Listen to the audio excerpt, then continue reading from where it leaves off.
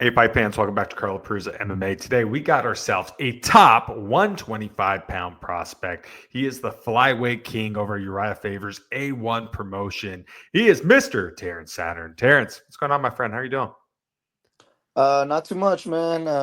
Got some training in this morning, taught class, and just getting some rest in before I got to go teach my kids classes and train again. How you doing? I'm doing good, man. Really happy to have you on here, man. Love watching you fight. You're so action packed, whether it be with the strikes, whether it be the wrestling and the jiu-jitsu on the floor.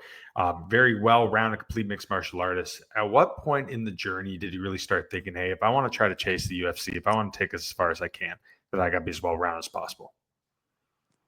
I always knew that in the sport of mixed martial arts, that you have to be good at every single aspect of the fight. So I mean, the sport's grown so much within the past like 20 short years.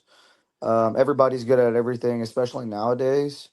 It's kind of hard for you to make it far or be a champion if you're only good at one thing. So I always had it in the back of my head that if I want to be great, if I want to be amazing, and if I want to have a lot of success in the sport, then I got to be good at everything.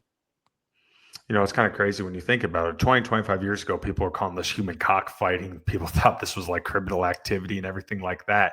And I think back in the day, man, they didn't really have an amateur scene. If you wanted to fight 20, 25 years ago, man, you were fighting bars, barns, you were kind of thrown into it. You had a long amateur career, about 9 fights. What was part of the decision to hold out as long as possible? Was it just one of those things, try to get as well rounded as you can before you make the jump? A little bit, yes. And I wanted to get a little, I wanted to get as much experience as I could because um, I knew that once I made the jump to pro, like there's no going back, right? And if I made a mistake as an amateur, then I can always come back and fix it. And another reason why it took so long for me to make the transition from amateur to pro was that I wanted to be a California state champion. And I started wrestling when I was 9, and I did it all the way until I graduated high school. And when I was in high school, I really wanted to be a state champion or at least be a state qualifier, and I wasn't that. I made it to the tournament just before, but I came up short. And when I started fighting, I heard that there was a California state title. I heard that you can be a California champion. So I thought that this was the universe giving me a second chance at, crossing that off my list. And yeah, so that was like my last goal my checklist as an amateur. So once I won the California state title, I was like, okay, I think it's about time. Having that wrestling background, did it make the transition a little easier to when you're learning the jiu-jitsu and other aspects of mixed martial arts? Yes and no. I mean, yes, because wrestling's really grueling and it demands a lot out of you, and you obviously got to cut weight when you wrestle, and um, it did help a little bit with jujitsu, but there's a lot of positions some positions in wrestling where you're not exactly safe in jujitsu, and then vice versa, right? Like in jujitsu, there's a lot of positions where you're not safe in wrestling. But yeah, it did as far as work ethic, understanding how to cut weight and just being a little bit more smart about it, especially now that I'm a little bit older now and just learning from all the mistakes that I made back when I was in high school. So yeah, yes and no. You found a home at your Fabers A1 promotion. Obviously, being from California, California kid, guy that so many people looked up to. What's it like, being able to be in a promotion like his? I think it's really cool, man. They treat me well. Um, they promote my fights really well, and I think that they're kind of at first, like they were kind of trying to figure out how to navigate through being a promotion. But I think that they're starting to really find a home or like really settle in. And I think they're doing great, man. They got a bunch of guys that are recognized by the UFC. Two guys in particular, Ryan Loder he fought I fought on the same card as him, and he just won the last season of the Ultimate Fighter. Peyton Talbot, I want to say, I think I fought on a couple of cards with him as well. So we got some good guys coming up through A1 Combat, and I'm proud to say that I'm one of those guys. A couple performances really stick out for me. I love the Shav Schwartz fight earlier last year. You're able to pick up a nasty finish there in that first round. Walk me through that finish. So there was a phantom eye poke, and the referee stood us up, and I was originally thinking like, okay, I'm gonna just meet him. I'll meet him back in the middle. And I heard my coaches say, "Hey, stay focused, stay focused." I go, and in my head, I go, okay, well, I guess I'll just press him then. And I heard my coach make one of our calls, so I sent the call. I sent it, and I caught him. And when I caught him, I felt it connect really nicely. So I followed up. When I followed up, I seen him drop, and then when he dropped, I started following up, and Herb Dean looked like he was kind of like in between on like I'm gonna stop it or I'm not gonna stop it. So I just kept throwing, kept throwing, kept throwing, and then eventually he, you know, pushed me off of him. Um, yeah, man, I thought it was a good performance. I thought I did pretty well. Your last time out, huge contest, obviously taking on Carlos Fuentes Jr. Got to headline the show, got to fight for a strap. We're able to pick up an amazing first round submission victory. What was it like, man, winning your first professional title? Uh, it. I don't want to say it was too different from winning any other title. I've held plenty of titles as an amateur, and it was just another fight. I think it was more so like the things that were going on outside of fighting that was that made it a little bit more difficult. Um, I mean, I'm pretty sure you see my post fight interview. Like my grandparents were there, and I thought that was really cool. And there wasn't any pressure or anything. I wanted to have a good performance, and I wanted them to experience like how cool it is to be at an event. And then I had made a couple of changes in my preparation that made it a little bit more difficult, but obviously paid off. And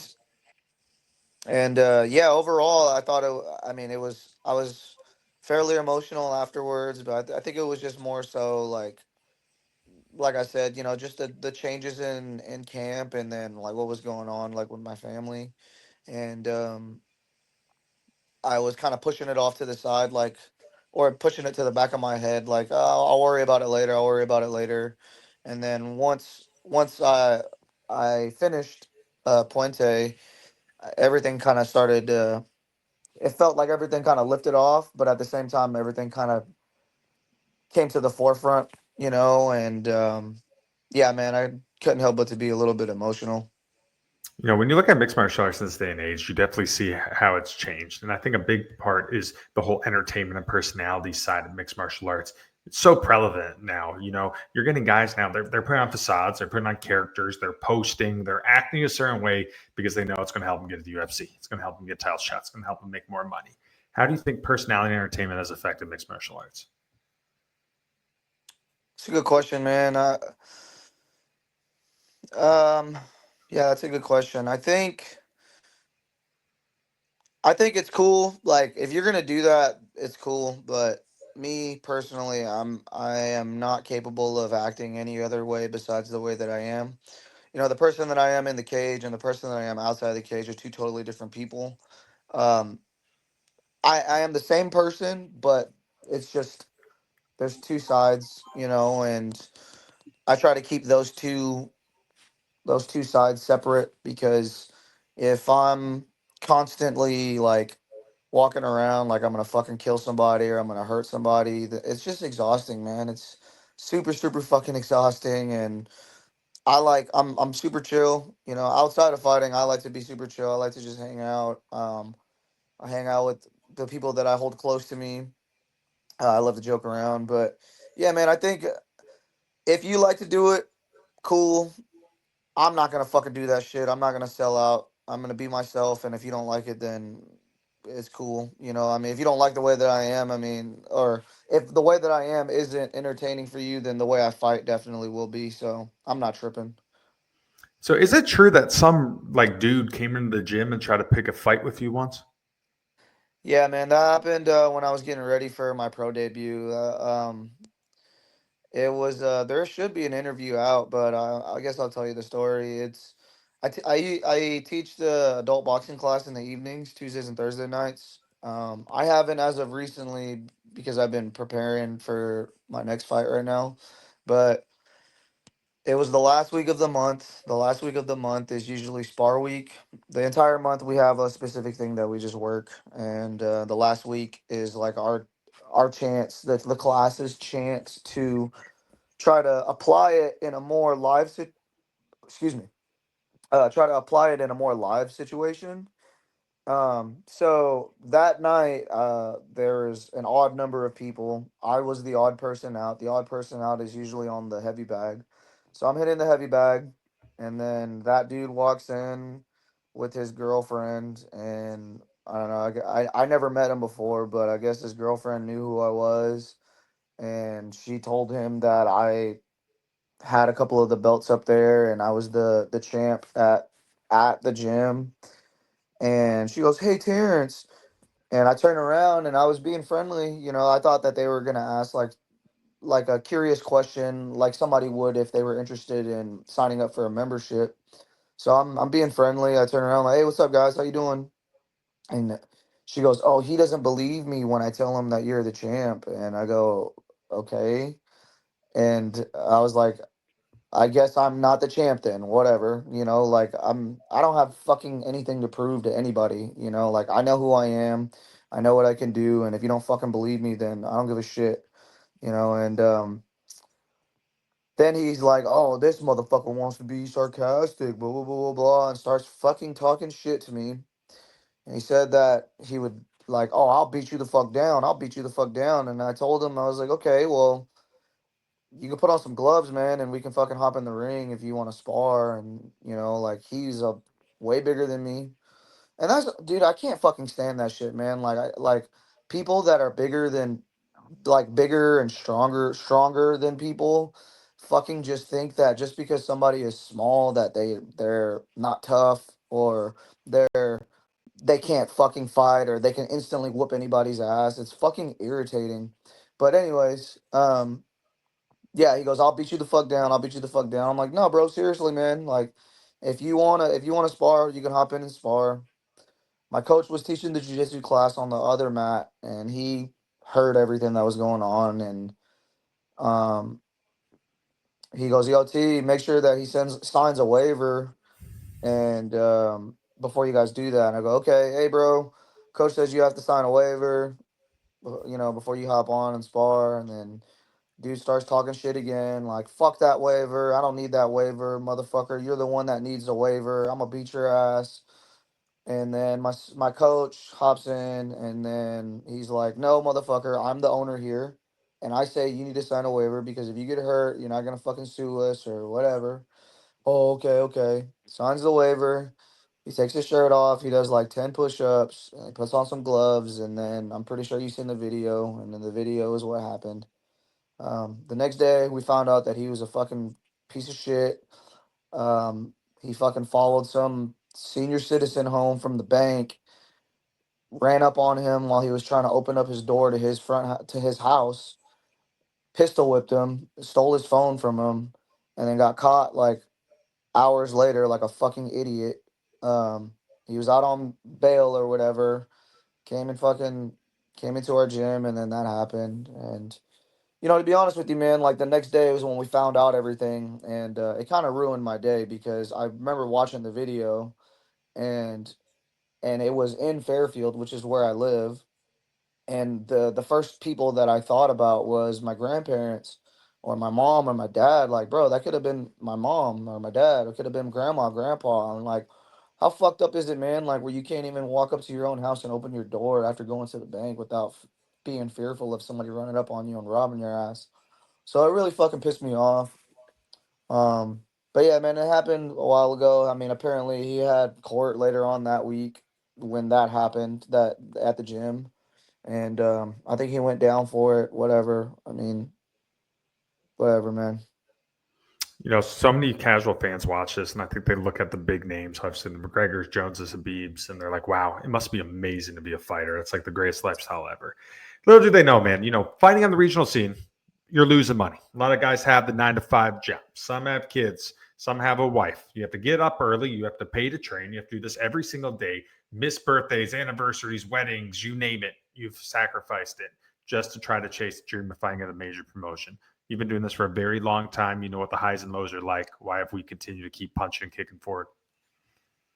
Yeah, man, you said it, bro. Like everybody, like I'm grateful. Okay, so I'm grateful that everybody is very supportive of me. Like all my fans are very supportive of me.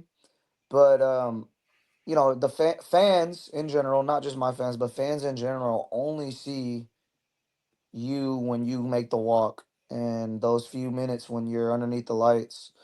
They don't understand, and they don't know how it feels to miss out on a birthday party, or not be able to go hang out with your family, or you have to go somewhere, to go train for X amount of weeks, and you can't sit there and eat an amazing dinner with them, and you can't sit there and have some drinks with them, and you can't hang out for too long, and there are a lot of things you can't do, and it's not easy, man. Like I love it, don't get me wrong, I love fighting, I love training, um but it's not for everybody, man. And like I think I handle it a little bit easier now, or better now, versus when I first started training and fighting, when people would tell me that they want to be a fighter. And like I don't mean to like put anybody down on their dreams or whatever, because if you really want to do it, you'll figure out a way to do it, and you will do it, right? But the second the second that everybody sees or experiences the shit that you have to fucking put yourself through to be a fighter, they're like, "Fuck this, dude." Like, call me when there's a fight. I'm ready to fight. Like, yeah, fucking right, bro. Like, you're fucking bullshitting yourself, man. And like, it's not easy, man. Not everybody's cut out to be a fighter. And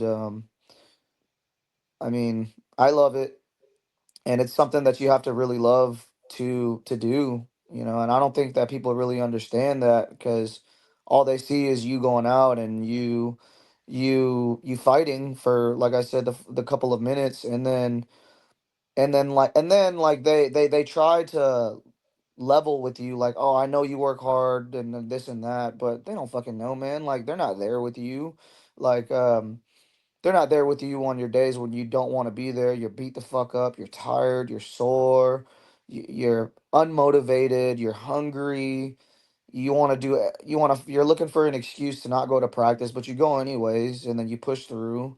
And like, they're not there for that. And like, I respect all fighters, and anybody that has gone through a training camp and made the walk and then actually fights. I respect them. I respect people that train. I respect people in general, but like, like, there's a different kind of respect that I give to fighters and people that train and actually really know. Um, but yeah, so I mean, like I said, I wasn't trying to put anybody's dreams down or anything. Like, if you want to be a fighter, that's great, man. Like, who the fuck am I to tell you, like, no, you don't, but that question, do I really want to be a fighter, is going to be asked in your head.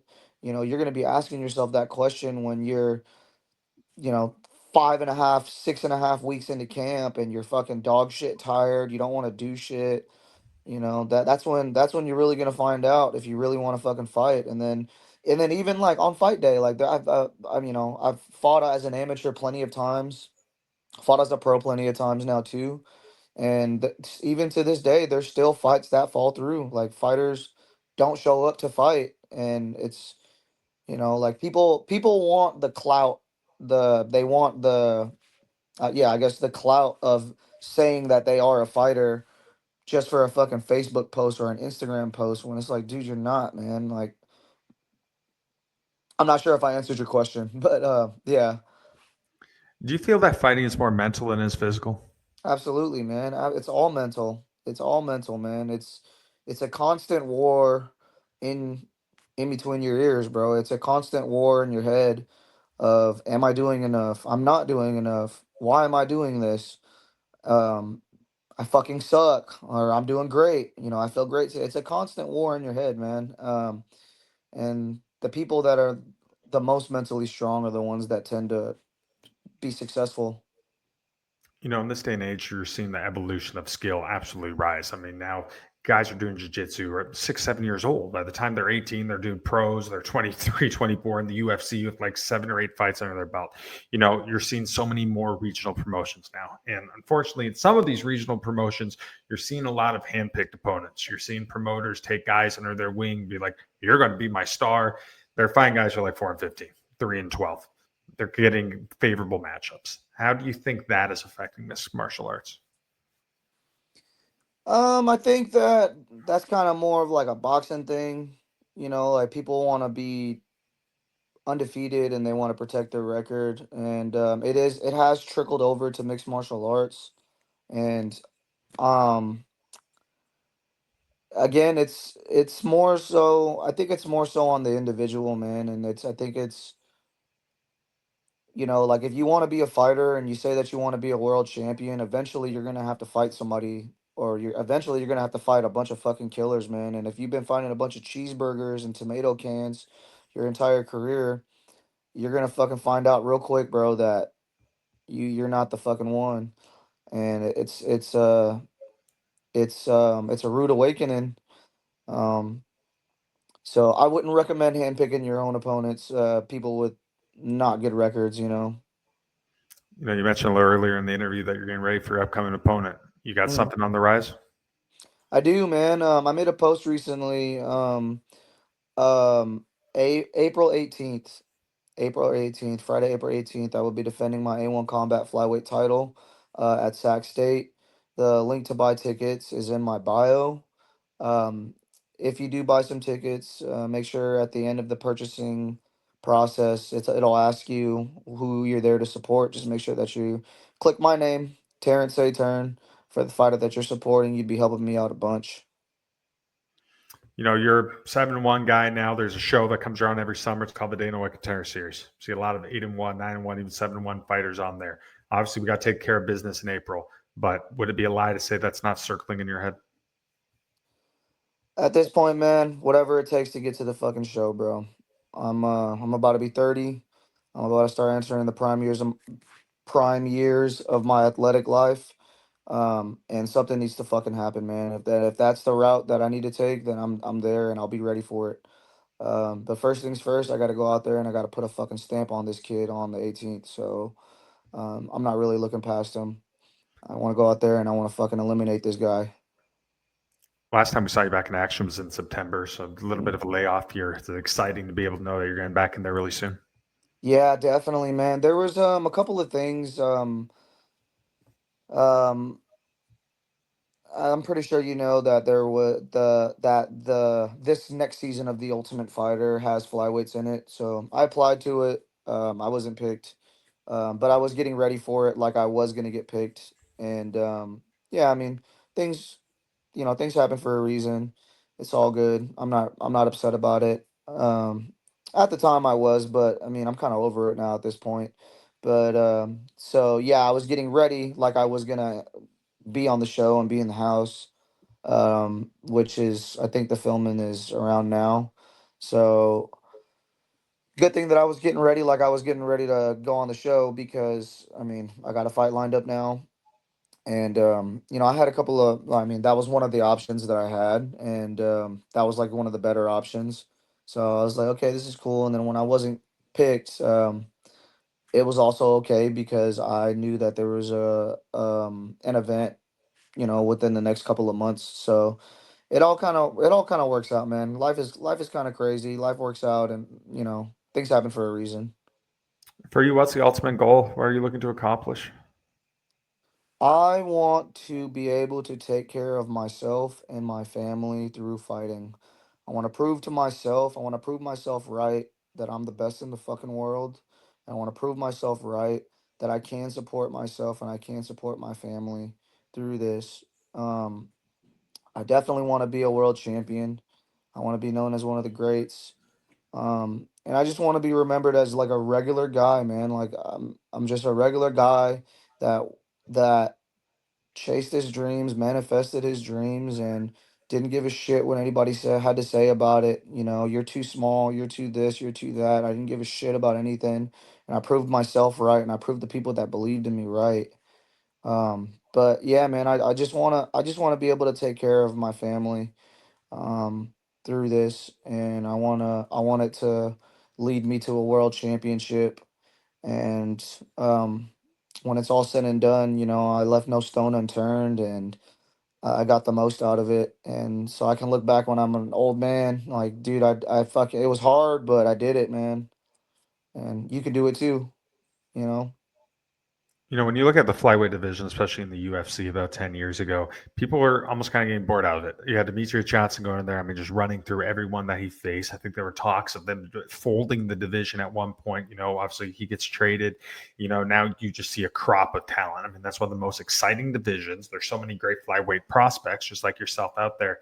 It's exciting knowing that that's what the future is going to be in store for you, just fighting some of the best guys on the planet in a very competitive division. Fuck yeah, man. That gets me super excited, bro. You know, I come from a small gym, a smaller town, and I also want to prove to everybody that you don't need to be in a big gym, a big name gym to make it, man. All you need is a good, solid group of guys that all have the same goal in mind, that hold you accountable, hold each other accountable. Um, and, you know, like just to prove, you know, you don't need a big team, man. You could do it. You know, it's not going to be easy, but shit, life's not easy. You know, you're definitely become one of the top prospects in mixed martial arts, and I'm sure their bigger gyms have tried to pull you and have you join them. Do you take a lot of pride in being able to, train where you're at and, little small community? I wouldn't say that other bigger gyms tried to pull me in, but I do take a lot of pride in being a part of a small school, man, and representing the small school. And yeah, man, it means a lot to me. You know, representing Team Nobody MMA and representing the school Train for Life. It means a lot to me, and I take a lot of pride in being a nobody. The reason why we're called Nobody MMA is because oftentimes people bring us in to lose. Like, who the fuck are these nobodies? You know, and then they find out real fucking quick that these nobodies can fucking scrap too. So I think a big byproduct of this whole entertainment-driven, personality-driven era of mixed martial arts is a term called the casual fan. You know, these are people that are usually drunk. You see them at B-dubs. They're in the cheap seats. They like to yell, twist them, and the you know what. You're a Yeah, crotch humper, sniffer, whatever. I mean, they're crazy. yeah. Overall, what do you think of these people? Is it just something where it's like, all right, it's annoying, but it puts asses in seats, makes us money? What do you think? um, Shit, man. I ain't gonna lie, dude. Sometimes I act like a fucking casual fan too. It's cool, man. It's entertaining, you know. Like so I don't watch like football or basketball. I don't watch any other sports besides MMA and like maybe some jujitsu and wrestling. Um, but like my coach watches a lot of football, and like I'll just say like ignorant ass shit to him, like, yeah, go sack wait, what did I say? Go sack Fragmento 11ers. Make sure you guys hit a home run and catch a couple of fly balls. I don't know. Like I'll say like stupid ass ignorant shit to him.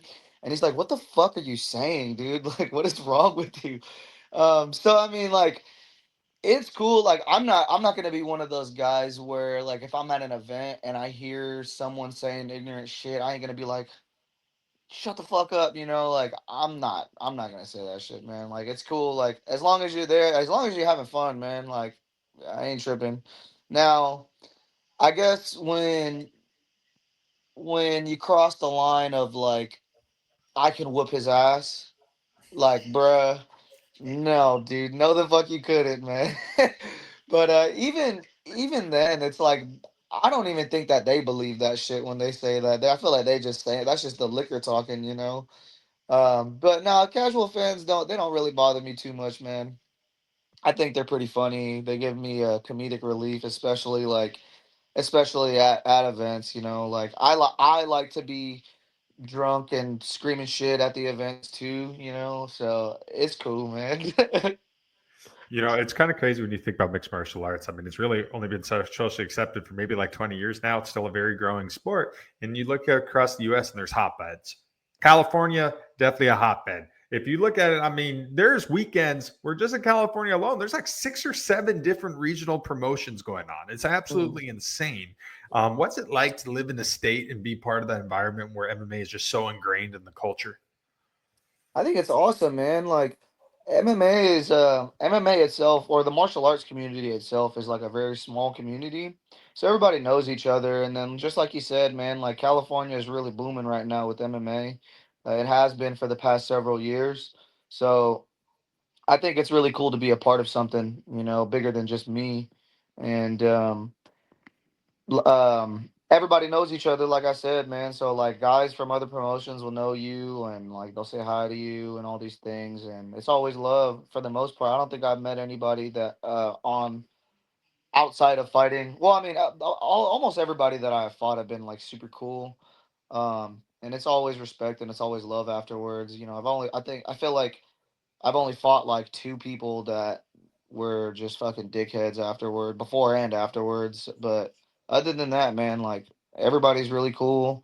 I think it's awesome that MMA is so part of the culture out here, and I think it's really cool because when I was younger, and I started getting into or I started watching it, um, it was harder for me to be around a casual fan, like how you were saying. But I was super young too. I was like 9 or 10 years old. Like, man, you don't know what you're talking about, blah blah blah, and just being a hothead of a little kid. And but nowadays, um, there aren't as many casual fans as there were. Well, in a way, there aren't as many casual fans as there were. Um, Oftentimes, like people talk to you and like they'll know a little something about a little something of the fighters, and they're not completely clueless. It's not like somebody's drunk uncle in the backyard like fucking saying shit. For you, what does it mean to be called a mixed martial artist? Man, that's a good question. I don't think anybody's ever asked me that, man. What does it mean for me to be called a mixed martial artist? Someone that expresses themselves freely through combining everything that works for them and creating a beautifully violent scene. Um, but also, as a martial artist, like I'm not. I feel like people often have this misconception of a fighter, like, oh, he's a fighter, don't fuck with him, like you don't want to get on his bad side, blah blah blah blah blah. But it's like, dude, like I'm a fucking chill guy, man. Like I just like hanging out. I'm literally just like a regular person, bro. I just like to train, and I like to fight, and I get paid for it. And I would like to think that I'm pretty fucking good at it. But that doesn't make me better than you. That doesn't mean that I'm gonna puff my chest up and demand respect. I'm just a regular guy, man. So yeah, hopefully that answered the question. I've never been asked that before. That was a really good question. I appreciate it. Well, last question for you, my friend. In a perfect world, what is the outcome when you return to Uriah Fabers A1 promotion April 18th? I go out there and hit him right around here, and then he falls down. And then the referee tells me to stop. Well, awesome, man. Hey, Terrance, thank you so much, man. I really appreciate your time, brother. I really enjoy watching you fight, man. You're so entertaining. You're so well rounded. And I think the big show's calling really soon for you, my friend. Thank you, brothers. Thank you for having me on, man. Absolutely. That's it for us tonight. I'm Carl Prusa. That's Mr. Terrance Saeteurn. You can watch him. Uriah Faber A1A Fighting Championship, April 18th. Stick around, fight fans.